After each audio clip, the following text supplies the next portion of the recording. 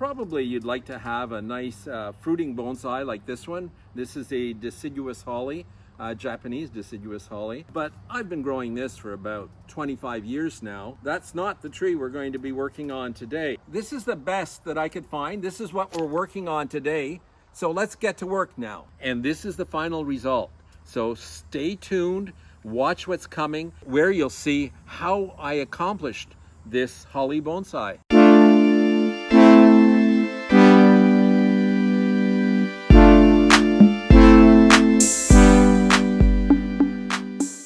Hi, this is David Easterbrook. Welcome back to my YouTube channel. First of all, I'd like to thank a lot of my viewers that watched my video last week when I transformed a conifer bonsai.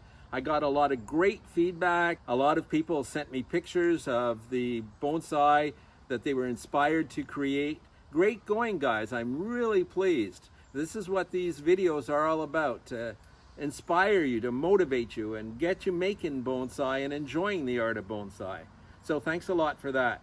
So back to this tree. This here is a tree I acquired as a very young little tree about 25 years ago. It's a Japanese dwarf holly, and at this time of year, autumn, one of my favorite seasons, you can see all the berries are turning bright red, and it'll hold on to those berries for a good few months. So it's literally a lovely tree to own, to denote the changes of the season. This tree it's quite a good quality bonsai, relatively not too big. The base is very good. The base of this holly, they call it nabari in Japanese, is very wide, and we've got very good taper from the bottom right up to the top. It gets narrower and narrower, and the tree has very nice curves in all three dimensions, which is another quality that you're looking for in a good quality bonsai.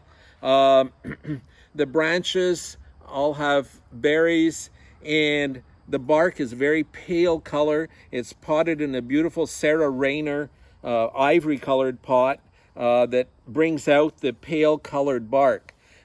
Especially when the leaves fall, the berries will stay on the tree. So it's a beautiful winter bonsai too, when you see it bare with all these red berries on it.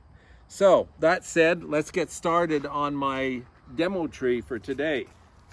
So this is actually, it was found in a local nursery. It's called Berry Poppins. Not Mary Poppins, but Berry Poppins. I imagine it's a play on words by whoever did the hybrid. And it looks very promising. It's hard to use older ilexes, older hollies for bonsai, because usually they grow very straight like this branch here. But I found a side branch that has a nice curve to it. Also, the cultivar seems to have very close internodes. So always look for a tree that's not rangy, that has close internodes too. That's another thing we want to look for. And there's a lot of branches. The more branches you have, the more choices you have when you're making a bonsai. So get a tree with a lot of branches, especially lower branches, because probably we're going to be cutting off most of the top. So think about that when you buy a tree at a local nursery. Okay, I'm going to take it out of its pot now. We're going to look at the base and decide what the main trunk line is. You can do multiple trunks if you want. I've seen many multiple trunk hollies in Japan, but sometimes it creates confusing lines, which I'm not too crazy about. So let's look for an interesting line and go with that. Okay, so we're taking this tree out of its pot. It's got this mat around it to protect it from weeds growing there, so we'll just remove that there. Okay, now we'll turn it around, and this main trunk is not very interesting. It's long and it's straight, and the only thing I could do with it is sort of like a very shokan or straight trunk style. So I'm going to start right away by removing this long straight trunk here. I'll cut it out.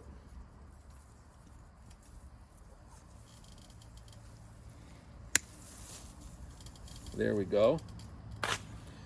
Yeah, sometimes it's unfortunate to have to remove so much of a tree, but if you're doing bonsai, you have to get to the heart of the tree. So we've removed some of it. We still have quite a few other, hollies aren't really trees. They're bushes. And so you have to train them to be a tree. You have to really remove a lot of the side branches that it grows and train it into being a tree. So this one also is long and straight. Now we're getting to the interesting trunk in here that moves up and curves. Holly is a straight grower, but I think we're pretty lucky because we found a trunk with a nice movement to it. And so when you find trunks with movement like that, you have to exploit it. You have to use them. Now I'm removing the lower branches. These lower branches help create a nice fat base down here. You saw that the previous tree, well, that's how I created that big base. I let shoots grow out of it, and they fattened the base for many, many years before I transformed it into a bonsai. So here we are. We can see that now all the side branches that I removed that are almost like suckers have created this really, really nice movement, this nice thick base. Now I'm going to be removing some dead branches. Unfortunately, they're dead because they were inside and they were shaded out by the upper branches. So as you can see, my trunk line is going to come from here on up to here, and we'll continue up into here because here we get changes of direction.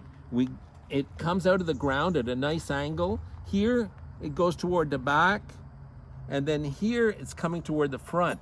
So any branches that are too long and too thick will be removed. So this one will be removed. This one is much too long also. We don't want to remove all of it though. So that's coming off. And we're going to cut some little side branches here that died for lack of light. We're removing those. Okay, and finally, we're getting up towards our top. We want to just have one top, not two. I can't really bring one of these down because it might split.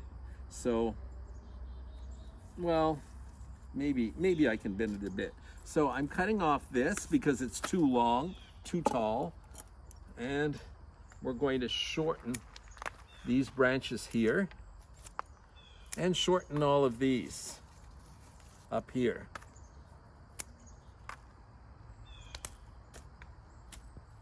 There we go. Now we're going to shorten some of the side branches. This one is already pretty short, so we don't need to do that here. And this branch is actually too long. It has to be cut back here. Now, these two bottom branches are actually too low on the tree, but I don't want to cut them off right away. I like to see them keep on thickening up the base of the tree. So I'm going to call them sacrificial branches. Branches that you leave on the base of the tree long enough so that they keep thickening up the base, and we'll remove it at our pleasure. When I think the base of this tree is large enough, then I'll remove the bottom branches. Until then, you just let them grow and thicken up. I will reduce them in length a little bit so that our bonsai doesn't look too weird.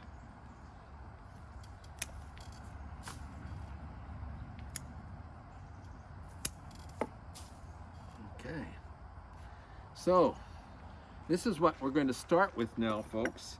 We're going to be using these branches. We've reduced it down to the basic essentials, and we're going to be using these branches to create our bonsai. So now let's get started wiring here.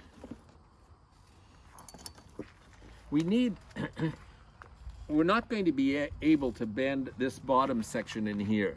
It's too thick, And ilexes are known for having a very strong wood.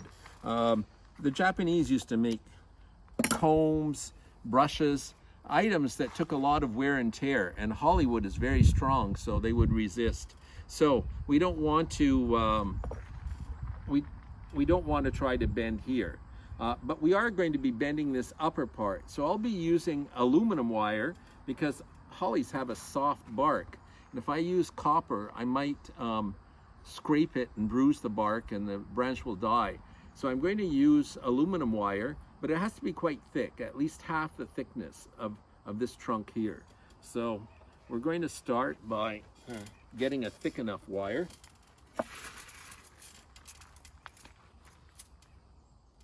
And maybe we'll go a tad thicker.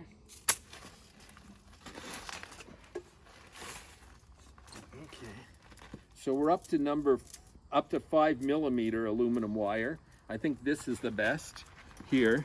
This is what we should be using. So now we're going to anchor it. I'm not going to anchor it in the soil. I actually think I'm going to anchor it on this bottom branch here, so I can move the bottom branch around a little bit. Even if the bottom branch is going to come off, it's still nice to give it a little curve in that. You don't make gins, deadwood, with deciduous trees because it just rots too quickly. But still, I'm going to have to live with this tree for a few years before it becomes a nice bonsai, and I want this bottom branch to look nice. So, yeah.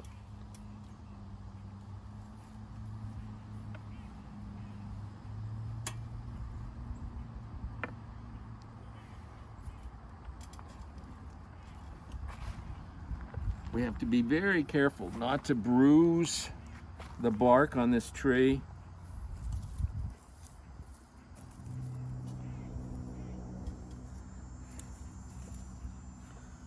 Here we go.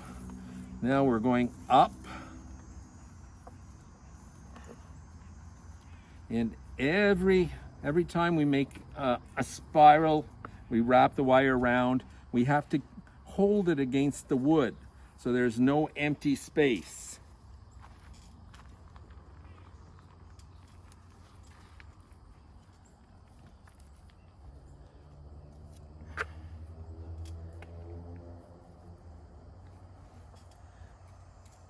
And now we're going up into our top right here.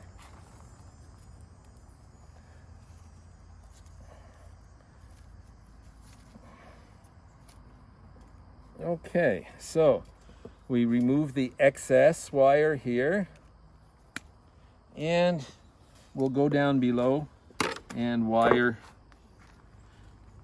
this branch down here. As you can see, I've used one wire to wire two branches. Now this wire has gotten too thick for this branch, so I'm going to have to stop it here and use a thinner wire, okay? Now, when you're wiring these trees, we start from the bottom up. So we'll wire these two now. This one's already been wired, but I'll double up.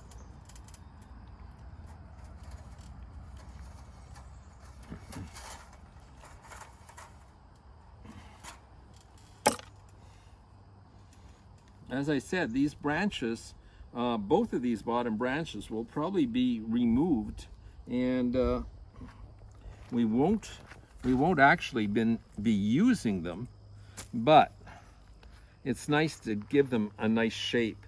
And often when I give a branch a really nice shape, I hate to cut it off, so then I'll air layer it and get a bonsai with a nicely shaped trunk. So nothing is wasted usually in bonsai.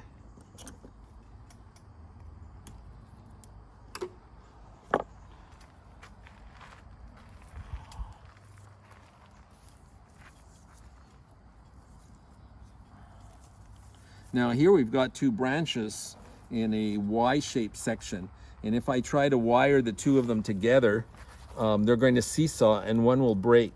So I'll do one or two extra turns with the thicker wire, and then we'll go to thinner, and the thicker wire will hold the other one in place so it won't break.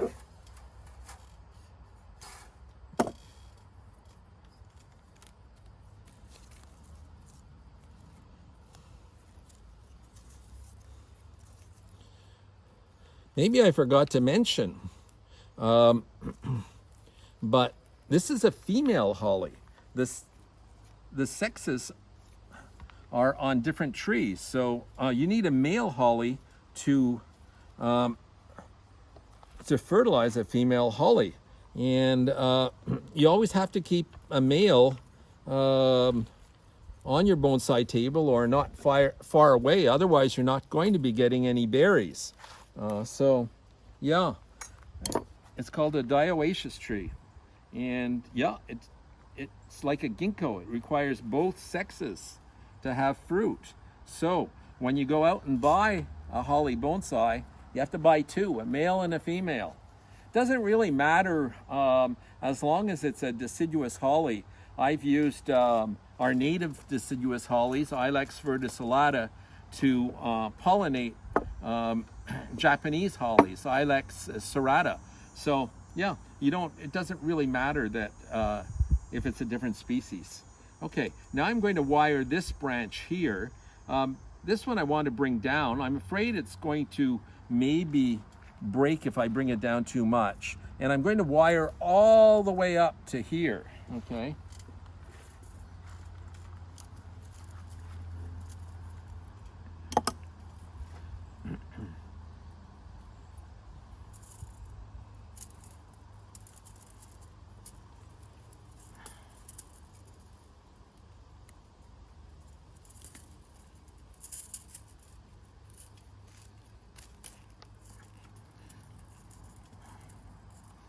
Okay, now that I've anchored it, I'm going to go a little bit, cut off the excess wire and go all the way up to here.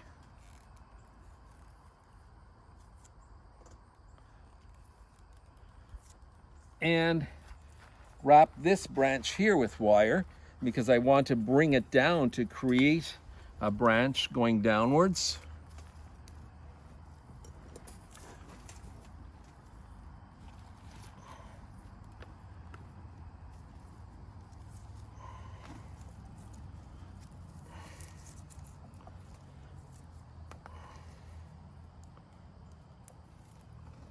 There we go.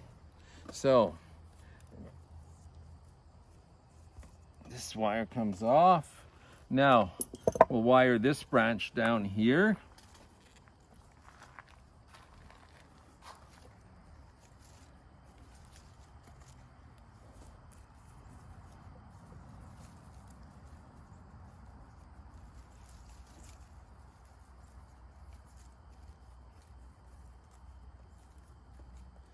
And we'll do 1 or 2 turns over this little branch here to anchor this branch, and then we'll, okay. So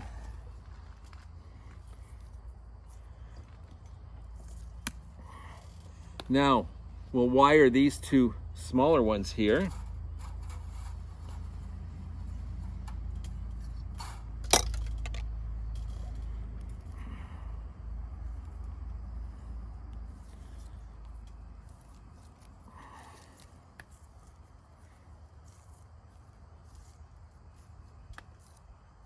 Here we go, we're working our way toward the end of each one.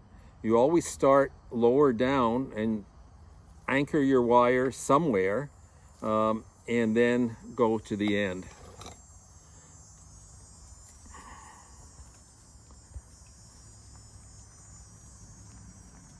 So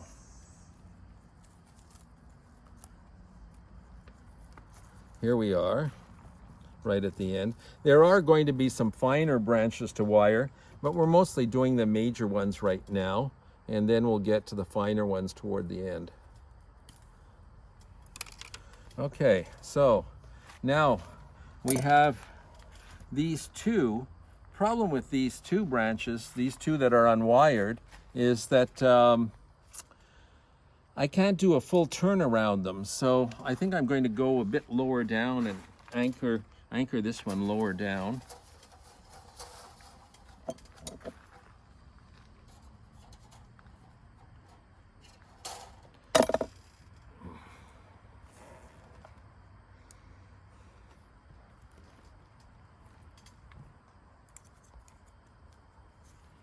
So here we go.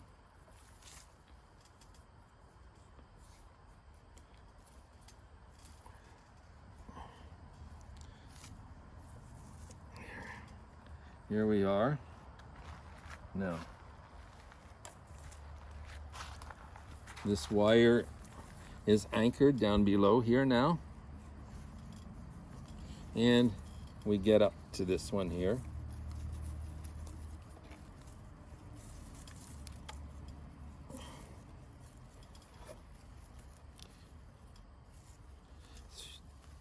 There's a few little yellow leaves in here. That's because they were shaded out. Also, it's the fall, and so the leaves are about to fall.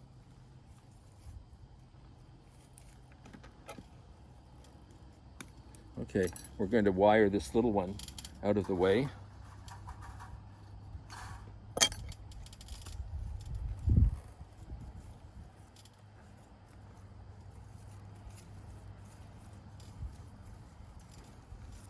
So, here we go with this one. Hollies are, as I said, they have a bad reputation for branches snapping. So we're going to have to watch out quite a bit.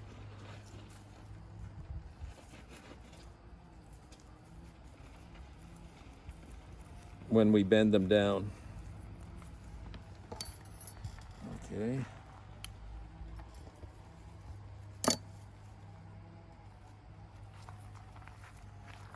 Now we're anchoring the other little branch over here with the other part of the wire.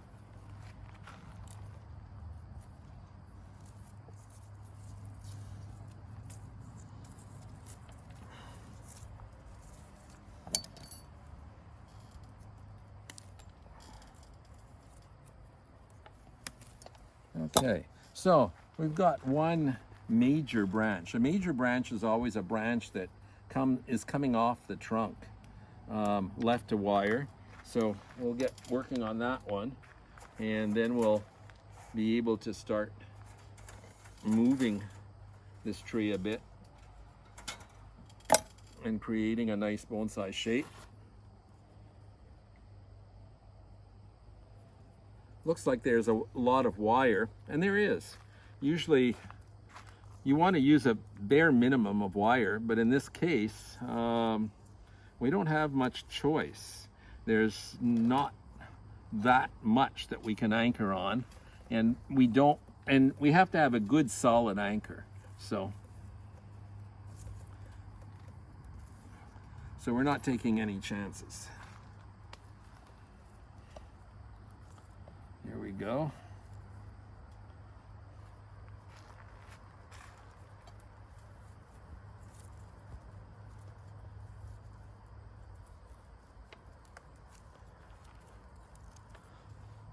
We're losing some berries as we're wiring along, but that's no problem. It's a good thing actually, because we don't want to, the more berries there are, the more energy it takes from the tree, so we don't want to stress it out too much. Okay, so now we're going to be doing some bending here.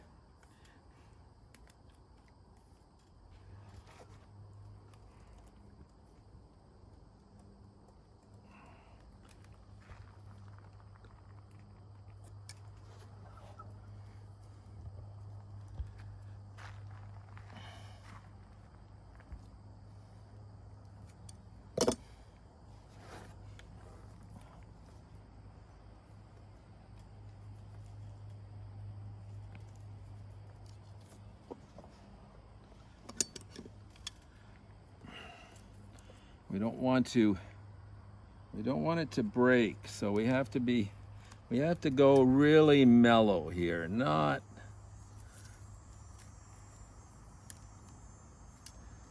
just want to cut that. Not stress the tree too much. Okay, so now we're going to bring this branch down to be a side branch. I'm supporting it underneath with my hand because it's opening up here. You can see the little opening here. It's breaking away from the trunk, and that's okay because the sap can still flow up on each side. So I don't mind that too much. But what can happen is if I didn't hold it under there, it would split off entirely, and we don't want that. So now this branch here, we're bringing it around to the front a little bit.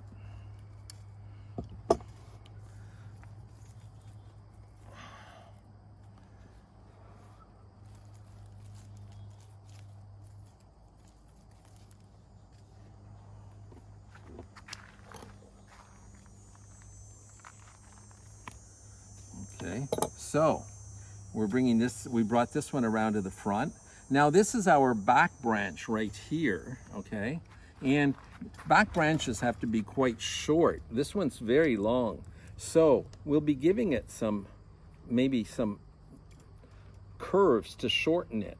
We can actually shorten it by cutting it back, but here there's no side branches. So we're actually shortening it by giving it some, I don't want to give it really drastic bends because it can break.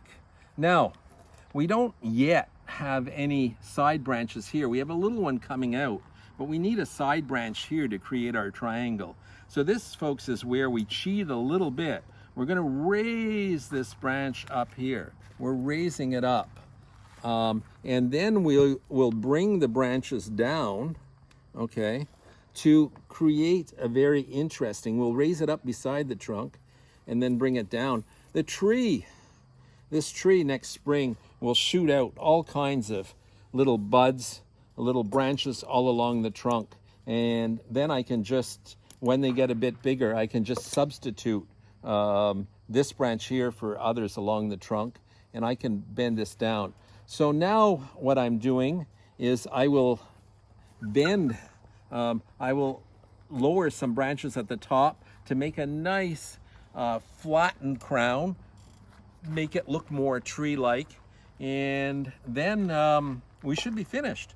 So yeah, you can make a bonsai pretty quickly, guys. It doesn't take that much time.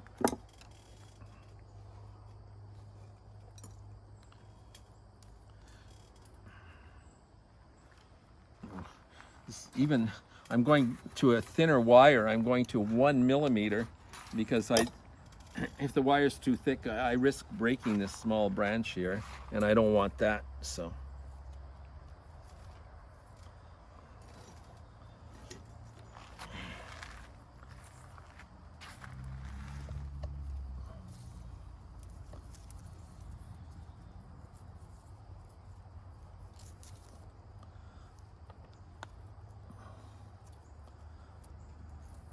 there we go there.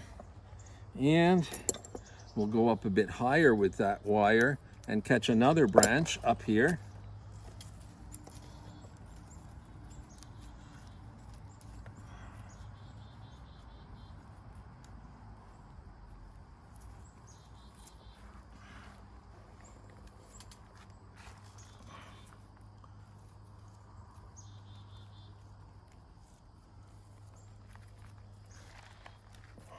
So this branch gets brought down up here.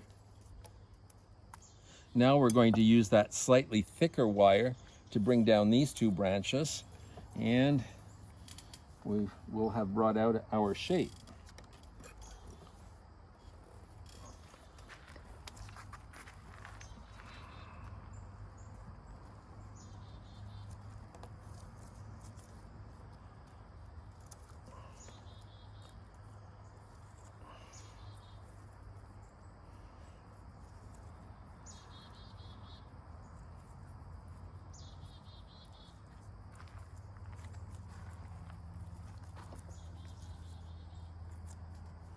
Okay, so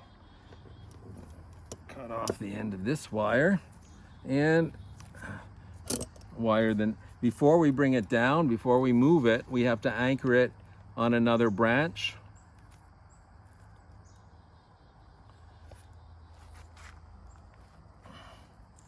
There we go. And that will leave just one little, wire, one little branch left to wire down.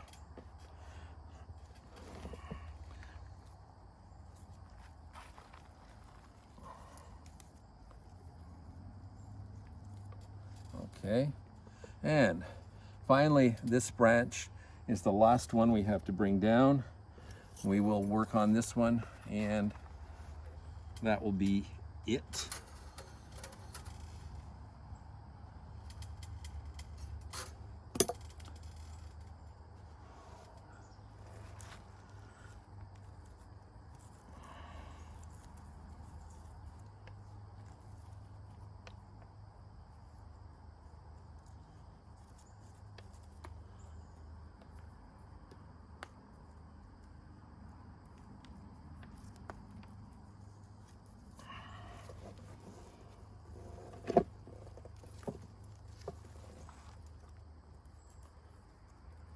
Here we are, getting to the end of the last little branch here.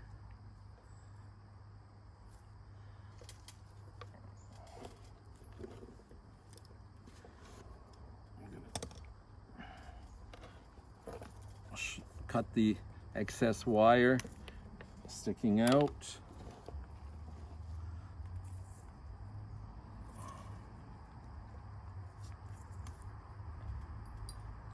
And I think the top is a little bit straight, so I just want to give it a little bit more swing toward the front.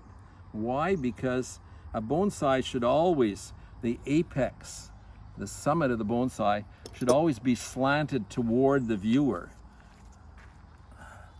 Maybe that's a little too much, so oops, we're going to just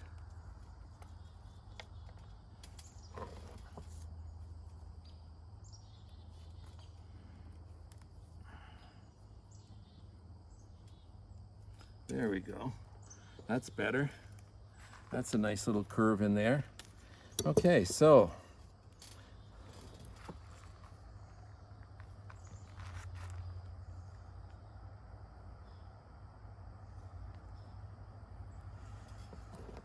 I'll just wire these two little branches, folks, and then I think we've got ourselves a good start to an ilex bonsai here. I think it's going to make, because of the movement of the trunk, it's going to make a very good quality bonsai in future years. So yeah, it's a start though. You know, it takes many years to develop a fine quality bonsai. So obviously, you know, it's not overnight. There's going to be, we're going to have to wait till spring to repot it. We're going to have to keep wiring new branches, new little buds for many years until we get a nice thick branching of our tree.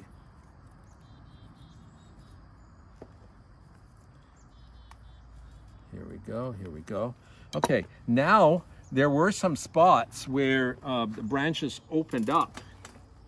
So we have to, as I say, it's no problem if the branches open up, but we have to stuff them with a cut paste so that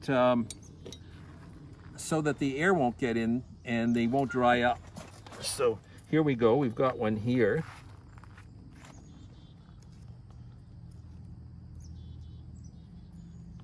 So we're, okay, I know it's very orange, it doesn't look good, but it eventually disappears, folks, and you don't have to worry too much about it. There's a place here too, so we're going to fill this one up. This is called liquid cut paste. There's many brands and varieties. This one here, the Japanese say has some antibiotic qualities. They put something in it to stop rot. So here, to stop infections. So here we're putting some on all the cut ends also.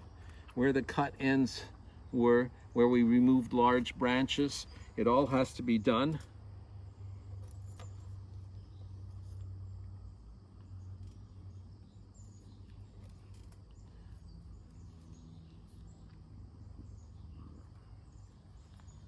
And especially at the bottom where I removed some large branches, we'll cover them.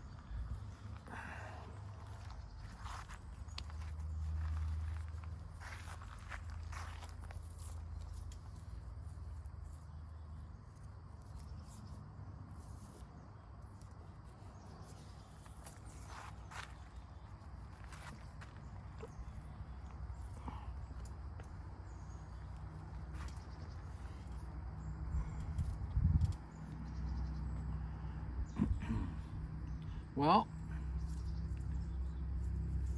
we've got all of our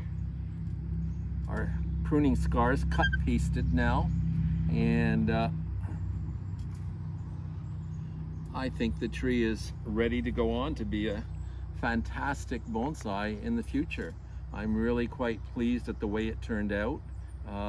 There are places, as I said, that we're lacking branches, but ilex are such strong growers that in the spring we'll get all kinds of new growth, so I don't worry about it at all. I have quite a few ilex bonsai in my collection, and I've developed many over the years, and I take great satisfaction in growing ilex bonsai from seed, from cuttings, and also from nursery stock. So you can make an ilex bonsai from any of that.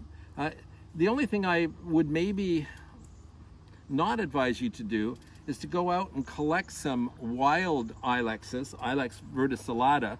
They grow very they're widely distributed, and they grow pretty well in many places here in Quebec. In any moist, slightly acid soil, you can find them growing in huge clumps. But the trouble with our native ilex is that they keep sending out shoots from underground, and they form these large thickets. And even in a bonsai pot, they keep doing that. Whereas the Japanese ilex are a little bit more civilized. They tend to want to keep more of a trunk, and the trunk fattens up better than our native trees. So I would say go to a nursery and go for a hybrid between the native our native ilex and the Japanese varieties. There's so many. Like my male that pollinates the females, he's called Southern Gentleman, but the female version is Southern Belle. I have another male over there, his name is Jim Dandy, and he does a real dandy job of fertilizing the females. So you only need one male for a packet of females.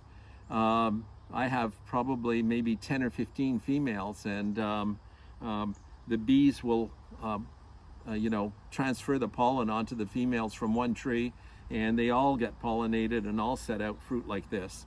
So that's about all for today, folks. I hope you enjoyed a demonstration of how to create a deciduous bonsai.